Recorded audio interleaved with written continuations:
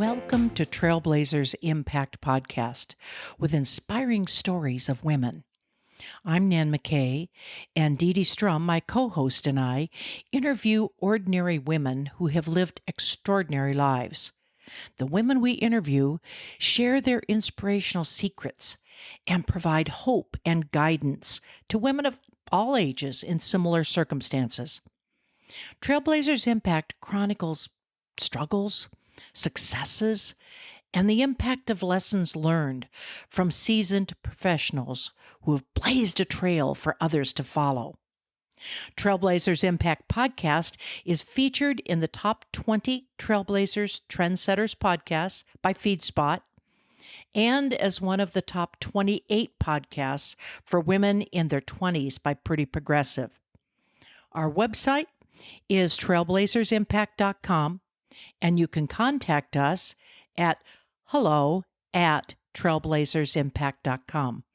Please follow us on our website and read our blogs while we share the stories. I would like to introduce you today to Sharon Hirota. Sharon is the mayor's executive assistant for the county of Hawaii. And prior to that, she worked for 16 years as the head of the housing voucher program for the Housing Authority.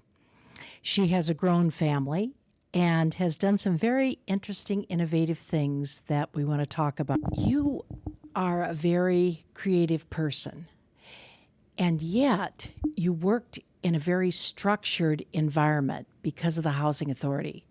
So talk a little bit about what the structure is like in a housing authority, and how have you been creative in operating your program? Thank you, Nan. Thank you for having me here today. So I worked for, as you indicated, 16 years for the Office of Housing and Community Development for the County of Hawaii. Went into as a program manager with very little experience in regards to the program, the voucher program, and how it operated. But it is very, the program is governed strictly by federal regulations. The federal regulations tell you what you can and cannot do. And so in terms of managing a program over the years, I realized that our waiting list, which at one point held over 7,000 unduplicated individuals, the opportunity became longer and longer for these individuals to receive housing assistance. We had to look at how do we stay within the guidelines as set forth by the federal government, but how do we look at other opportunities to reduce the wait time for those who had a need for housing assistance. And I think that's where the creative portion in me came out. As I indicated, 7,000 people on the wait list, not enough vouchers to help all of those, not enough funding to support the vouchers to help those families. And so what do? We look at other opportunities that were available within the county to connect these individuals to resources so that they would be able to increase their assets and or their income to the point that they will no longer need housing assistance, or will connect them to other similar type programs that will connect them to housing opportunities quicker. And you also, with the people on the waiting list, decided to do something a little different. And instead of waiting for them to come to the top of the list, which could be 10 years, and then when they get there, they're not sure of what they want to do or what the rules are and how they should proceed. So what did you do to move that process along a little faster? So one of the things that we implemented was doing these orientation meetings for individuals on the waiting list. And these orientation meetings provided an opportunity for people to come in to the office to learn about the program, to learn about how they need to, quote unquote, get ready for the opportunity when they get called up to the wait list. There are things that we wanted them to begin addressing. Cases, the documents that were going to be required by the program. Do you have the Social Security cards and the birth certificate and the income verifications for all members of the household? If you're disabled, are you connected to a medical health provider that will be able to verify that disability? When we talk about the housing program in general and we talk about getting ready for a voucher, we talked about the application to ensure that they answered the questions correctly and accurately so that we could quickly determine eligibility for the program. We also explained to them the process, so what they can expect as part of the eligibility process. And I also, as part of one of the main speakers at all of the orientation, also shared information about my personal, and that here living on the island of Hawaii with limited housing resources and growing up in a rural community as our island is, most people, when they're looking for housing opportunity, they're looking for the single family home. And the reality is that sometimes, as much as we would love to move into a single family home, we had to take into consideration moving, at least in the beginning, into a multifamily project. So I shared my own experience about when, as a young couple, my husband and I were expecting that our parents were going to take us back in after we got married and got the rude awakening that was not going to be the option. Went out into the housing market and realized the only thing that we could afford was an apartment. Probably located in the worst area on our island, but it's what we could afford. But it certainly gave us the incentive and the initiative to increase our income, to really take advantage of the resources that were in the community, and to afford us to move forward. And you were fairly young at that time, weren't you, when you first got married? Yes. So my husband and I were married I was 20 and he was 21, both attending college with a baby on its way. But we were determined to make it work. So we got married, finished our education, connected to job opportunities in our community, and started raising our family. So you have tried to educate the families, even on the waiting list, that they aren't going to be able to find necessarily their dream right away, but if they can work toward their dream, then they may end up sometime realizing what they really want, which may be a single family. And that's exactly true. We were encouraging individuals that upon the receipt of their voucher, because it's very time sensitive, that because they've waited for, in some cases, up to 5 years to receive this voucher, to not lose out on that opportunity because they chose not to accept the housing that was available at that time in terms of what they could afford. And so take it from my personal experience, I encourage people to sometimes we need to take a step in a direction that is not comfortable and then grow from there. But to me, it certainly would motivate anybody to say, here's a start. We're to use it as a diving board, so to speak, and move on to other opportunities that become available. So perhaps that's good advice for anybody starting out, whether we're talking about subsidized housing or just simply finding a place to live, whether you're married or you're not married. But as a young person, you'd like to be able to do things that today, in today's environment with prices, they might not be able to do as quickly as they'd like to.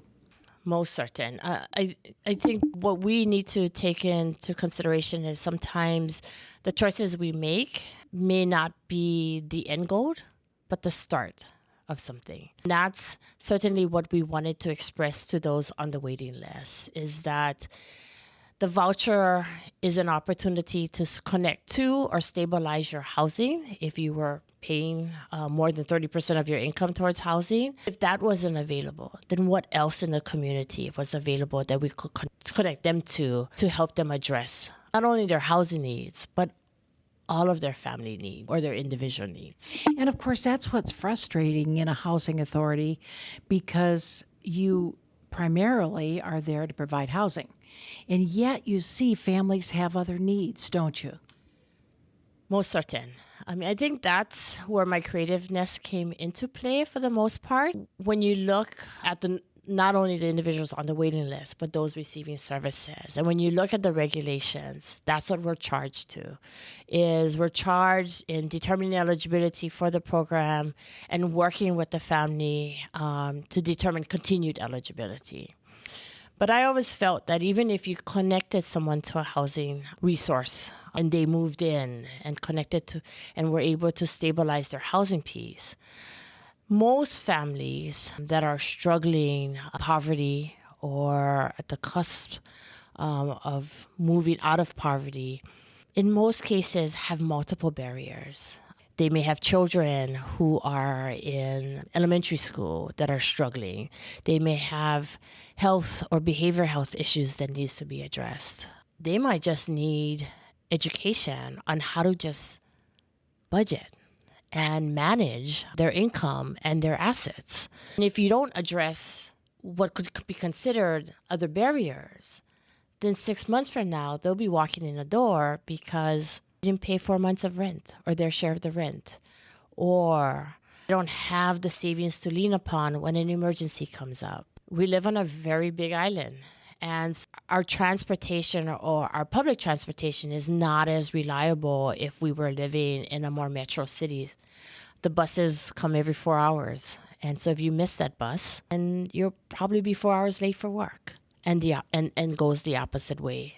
It's a very challenging environment. And in some cases, people just don't know how to navigate the system. And so how do we connect and open opportunities to connect our families or even applicants to the resources that are available? What people probably don't realize is what's different about what you're doing is that you are contacting people way before they come in to be determined eligible, because you're trying to really help those people on the list get ready for the requirements. Is that correct? That's true. And I think we're one of the few housing authorities that do that. But it's definitely a learning curve for us in terms of what resources are available and how do we connect the resources. But we've definitely seen some positive outcomes where people, when they do get to the top of the wait list, no longer need us. And that, to me, is a victory. Or if they do come to the top of the wait list, the need for assistance is much less than it was 2 years ago when they were on the waiting. Lots of lessons learned, lots of creativity, but certainly been able to connect individuals to opportunities they may not know about, may not have known about, if not for the housing authority stepping up and kind of introducing them to opportunities in the community. And it has reduced your turnover on the waiting list a lot, and also on your voucher issuance, and then those that actually found housing. Is that correct? Yes, it's increased our numbers overall. So the number of people, the length of number of months and or years that people need assistance have decreased. Number of people who have moved on to home ownership opportunities have increased. Number of individuals who have been quote unquote housing ready because the documents have been in place or ready for eligibility. People have addressed their credit, have prepared by connecting to resources or savings on their own for utility deposits or security deposits. We've seen less individuals, we've seen a decrease in the number of people who have not received assistance because their time in holding the voucher ran out. So what I think some of the takeaways are not only for housing authorities to give them an idea of something creative, but also to talk about and apply it to young people starting out today, because everything that you've said is really applicable to them. Trying to find a place to live, trying to get their job, get settled in. They're saying that children are staying in their home till they're like 28 years old, versus in the olden days where you were out maybe at 19 or 20. What you're saying, I think, is helpful for everyone today. Certainly, I think housing authorities, we need to, as much as we're governed by federal regulations, we certainly need to continue to look outside of the box and connect our current participants as well as our applicants to programs. And if the resources are not there, then creatively work with our social and community providers to figure out how do we create or implement new programs. So you found yourself maybe in that situation individually because you were running the voucher program and the director of the program, the whole program, decided to leave. What happened after that? Once that person had decided to resign from the position, I personally was approached to take on the Office of Housing and was targeted to do so as of September 1st. The mayor made its announcement that I had been selected. We had selected a deputy at that point. 2 weeks later, the person decided that they changed their mind and decided to unretire, if that's such a word, or unresign. So it put a lot of people in a very awkward situation because here I was ready to move forward to lead the entire department. And all of a sudden, you found yourself maybe without a job or going back to the job where you were. What did you do? What went through your head? So there were many things that went through my head. So into a situation like that, you start doubting yourself. And so I went through this very personal process I had to go through. And you're right. For me, I was given the opportunity to stay with the Office of Housing and continue to manage the voucher program. Then the question really became, is that really what I wanted to do? Because when I accepted the position, like I'm sure like most people, when you accept a new position, you start dreaming about the opportunities that lay ahead, and you start dreaming about the impact, the positive impact you could have, not only to government, but to the public in whole. And for 2 weeks, when I thought I was moving into a new position, I had made a list, and that list to a certain degree got squashed when there was change. I remained in the Office of Housing in my same position and was fortunate enough. Then the mayor at that point approached me again and said, I'd like you to work directly for me. Again, another whirlwind of emotions, because just when I came to acceptance that I was going to continue to manage the voucher program, here I had an opportunity to advance and to work directly in the administration to create change and really to make a difference in our community.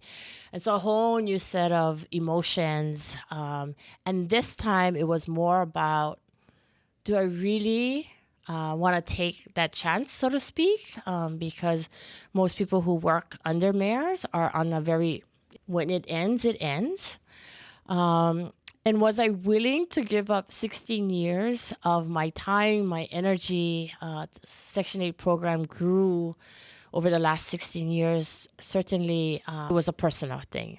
But in talking to different mentors in the community, talking to different program directors and different partners in the community, what they saw was the contribution that I could make to advance the work that we were already starting to do in housing, and that this was going to be my place to jump and leap with faith, start making things happen in the community, and really taking the start of the work that we did in housing and really taking it to the broader community. So one thing it did was give you a little more self-confidence when the mentors said, yes, we need you, right?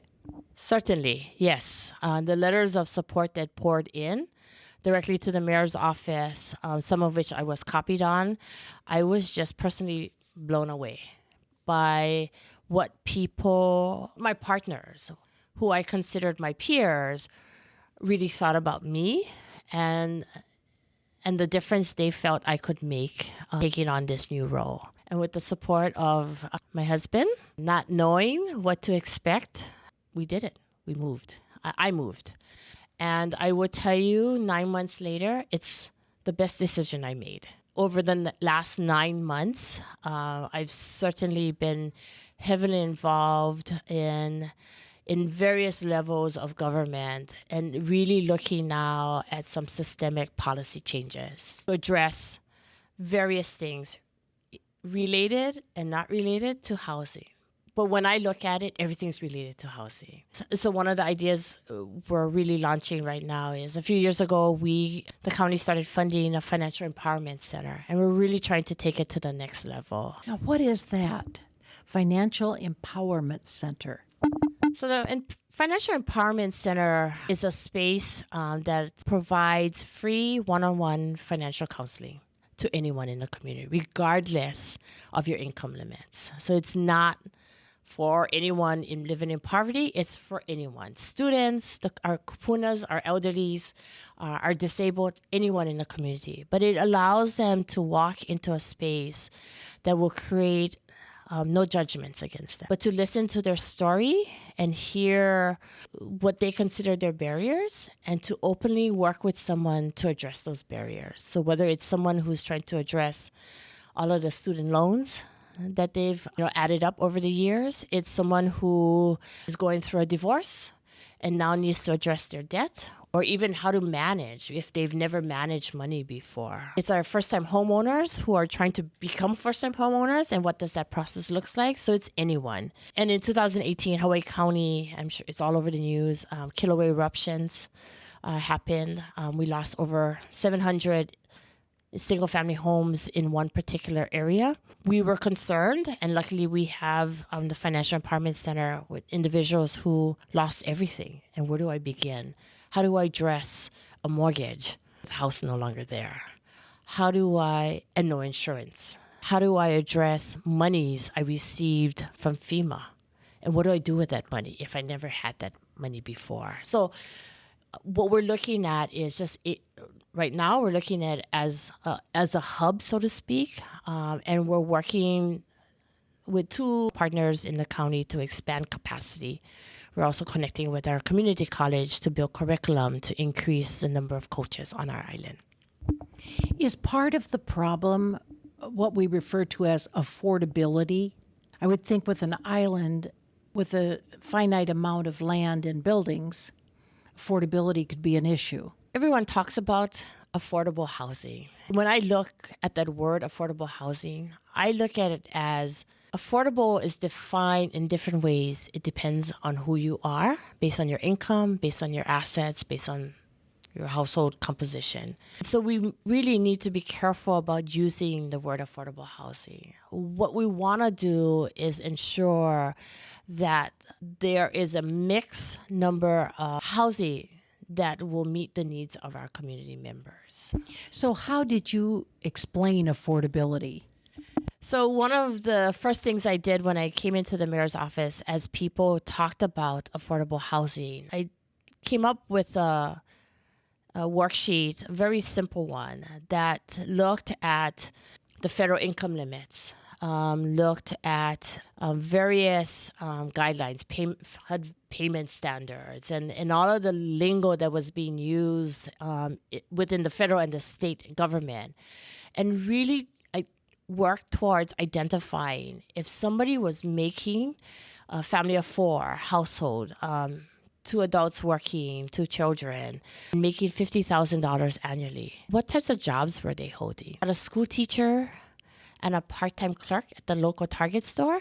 People could identify that based on that $50,000 annual income and doing the math, what it led to what they could afford in terms of rent, and then what they could afford in terms of mortgage, and literally what they could afford in terms of affordable housing. And so that gave one page, I believe, gave an opportunity for our developers, for our planners, really look at a piece of documentation and go, I can identify with that police officer and school teacher. Their income is based on Hawaii Island standards, what they could afford. And so to really align people to say, in one part of the island, $500,000 might be affordable, but really is that affordable for the families that we are looking to get housed? So were you working with developers? Were you working with committees when you were talking about this? So that was the whole intent. The whole intent was to educate our developers and to educate our administration and to educate anyone who was willing to have a conversation about affordable housing, but to really put jobs and faces that they could connect to. In some cases, it could be, that's my child and that's their family. And I didn't realize that that's in their income, that's their affordable amount.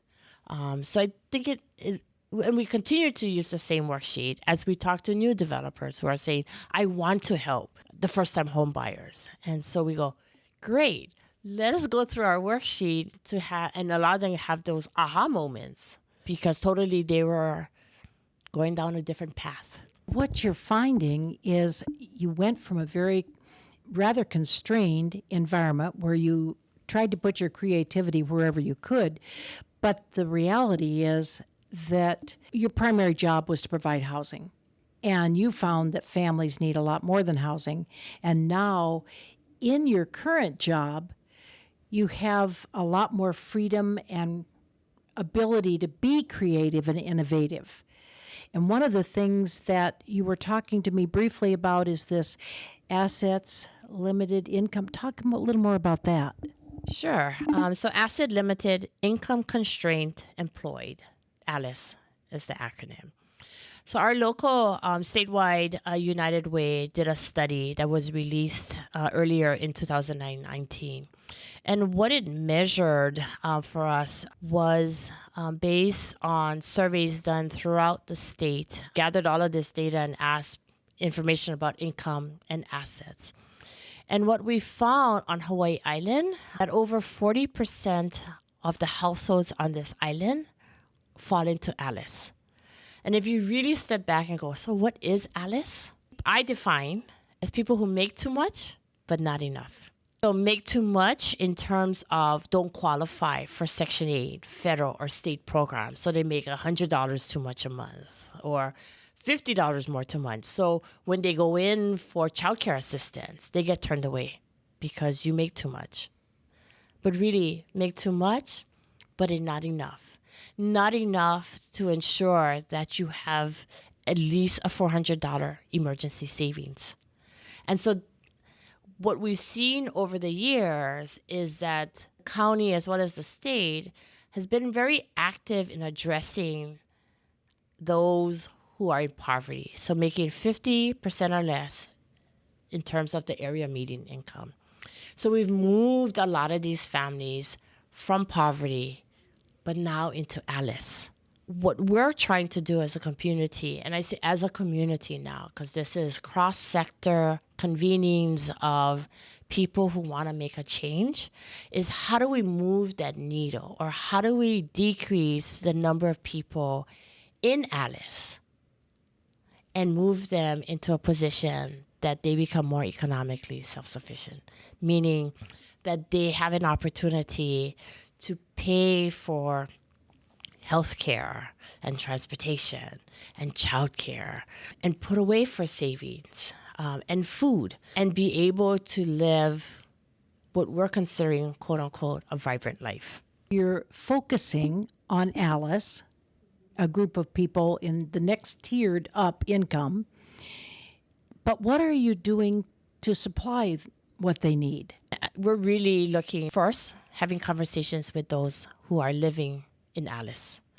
We're also convening various groups in regards to those that are related to financial empowerment and economy and health and social services, employment opportunities, and really trying to learn what exists now, who's doing what, and what's missing.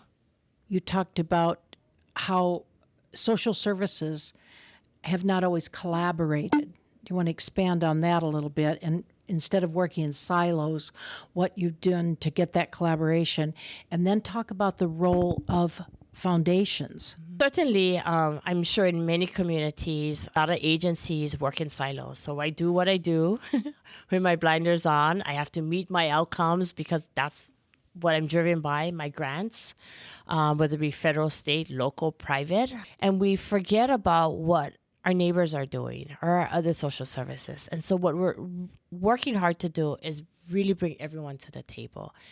And multi-sector, So have the business people in the same room with the social provider, with the housing provider, with the employment services provider, and really have this cross-sector conversation about what is needed, what are we currently offered, and what's missing. Lifting up these stories and looking at what changes do we need to make systemically and even on a strategic policy making side. So what are little changes we can make that will make an opportunity for an Alice family to move out of Alice? So it's exciting work. Certainly have now gotten, our energies have been heard, I should say, by our local foundation, who is part of now the conversation and is looking to help us make a change in our community. And again, all of us focusing on those individuals living in Alice.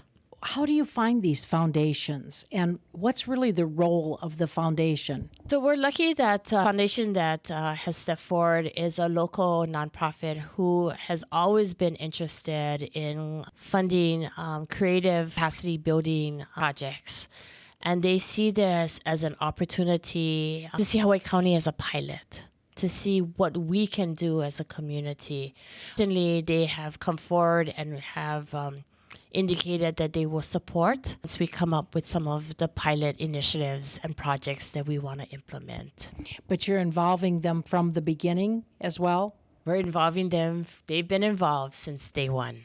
They've been part of the conversation because certainly as much as there are federal and state grants, we want to be creative, and sometimes you need the private funds to help us pilot programs and show outcomes to make changes, how some federal and state programs are being funded. Well, that sounds like something that's very much needed across the whole United States, not just Hawaii. So I think it should be very helpful. I would like to leave with one thing, and that is, what advice would you give to someone who is trying to achieve a work-life balance?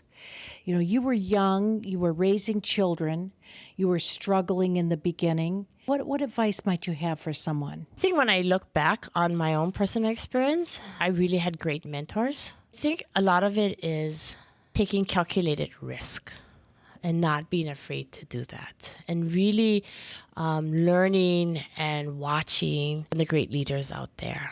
As I explained to you, when I walked into the Section 8 doors to manage that program, I had zero experience. I can recall my first day at work, and I walked to my desk, and all I saw was binders on top of binders of regulations. And I was told, good luck. But I read, I learned from my staff. I was not afraid to ask the difficult questions. I was not afraid at times to make the difficult decisions and to take calculated risk. And I always told my staff, sometimes we need to make decisions because a decision needs to be made. And it may not always be the right decision. But I will be the first to admit when we went down the wrong path temporarily, and be quickly to adjust ourselves to get back on the right path. And have you had to make some sacrifices with trying to raise children and work along the way? Yeah, I think that's, in hindsight, one of the sacrifices that I did need to make. I was coming out of college. I had given an opportunity to work directly under an executive vice president of a very multi-million-dollar corporation. Something new to me, but certainly something that I needed to prove to him, but I think more to myself. Once I got the courage to say, I can do this. And I think that's anyone starting out new, and even to my own family, to my boys who are grown up and working in the field, it's all about taking risk. To today, and taking that risk of leaving, the housing authority after 16 years, a voucher program, which was what I put my blood, sweat, and tears into. Once I made that decision, and 9 months later, it's the best decision I made in my life. And I'm looking forward to what other opportunities are out there for me, whether it be connected to government or other ways in helping improve the community, one person at a time, one family at a time. Thank you so much for sharing with us, and I'm sure you will do it. Thank you. I hope you enjoyed listening to another story of the impact of trailblazers. Visit our website at trailblazersimpact.com and connect with us at hello@trailblazersimpact.com. And remember, you must learn a new way to think before you can master a new way to be.